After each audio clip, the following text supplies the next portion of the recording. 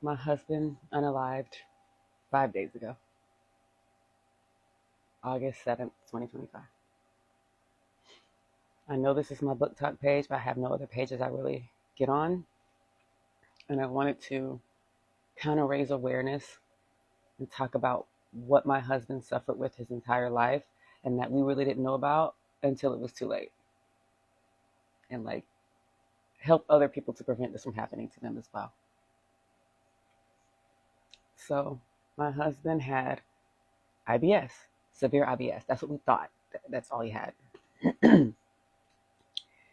When he was 34, he got very ill and his belly got really distended and he was barely able to walk. So I made him go to the hospital.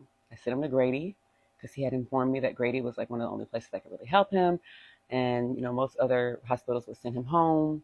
So I sent him to Grady.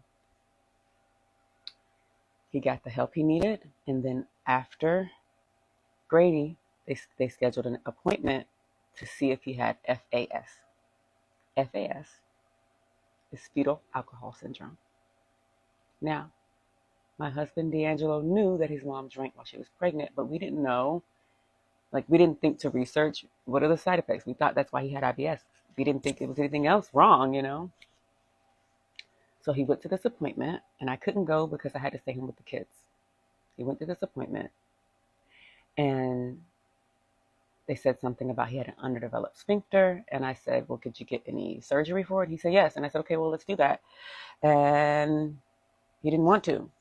I would beg him to make the appointment. I would try to make it. He didn't want to.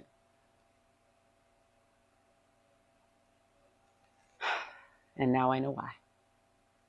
One thing a lot of people don't realize about children that are born, that are, born that way with fetal alcohol syndrome is their life expectancy decreases without childhood preventative care. Like if you're not after you give birth to your child and you were drinking while you were pregnant, if you don't take that child to get preventative care, to check their heart, their lungs, their liver, their whatever, all their body parts, when they're young and they grow up with all these issues, it decreases their life expectancy. The life expectancy for people with fetal alcohol syndrome is it's like 34. That's the average. And then another percentage of people could live up to 37. Okay. That is without childhood preventative care. And D'Angelo wasn't receiving any childhood preventative care. So he discovered this at 34.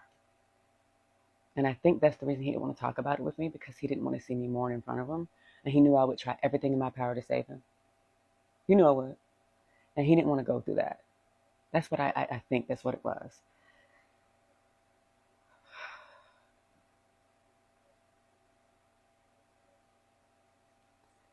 So, because I really want to help people to understand that if somebody is drinking while they're pregnant, please speak to them and say, hey, try to get them to stop, of course, but also they need to make sure that child, if the child is born, they do survive it, that they get preventative care from childhood. It will increase the life expectancy greatly. I'll say this though, my husband lived to 40, which was past both of them. May have been only by a couple years, but I like to believe that it's because he loved us that much. He loved his sons. He loved his daughter. He loved his kids.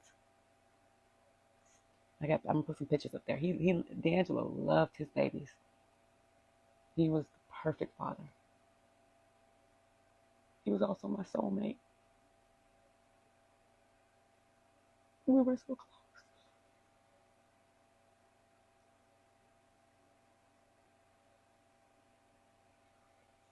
So I really just want to talk about it because I'm probably not going to be posting on here as much because I'm hurting. I'm still trying to keep moving for my kids. I'm sending my boys to school because they don't really understand what's going on. They're autistic, and They keep checking to see if he's in here, but that's really all I've been seeing, and I haven't seen anything yet. I've seen him kind of look a little down, but they keep looking at me when I'm crying. I guess I can't stop crying. I mean, I'll be crying. I don't cry all the time, but they keep looking at me when I'm crying, like, what's going on? And I'm trying to hold it together.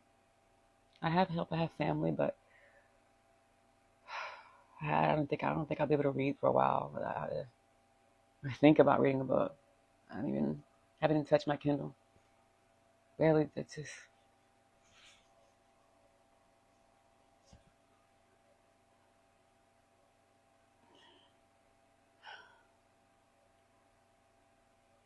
so preventative care. That's the key.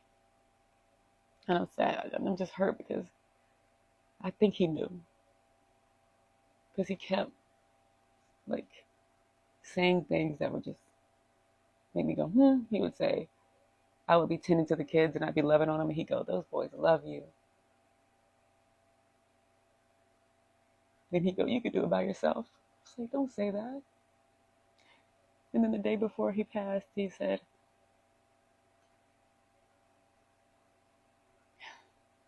I love you. I just looked at him, don't say it like that. I love you, baby. I think he knew.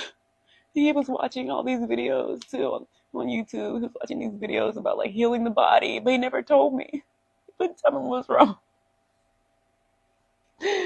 Oh.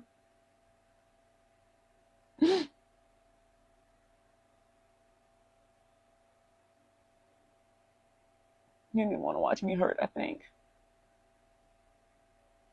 I'm mad. I don't know why she didn't get the care he needed. At first, I was mad at myself because I was like, was there something I could have done? No. No. There was nothing.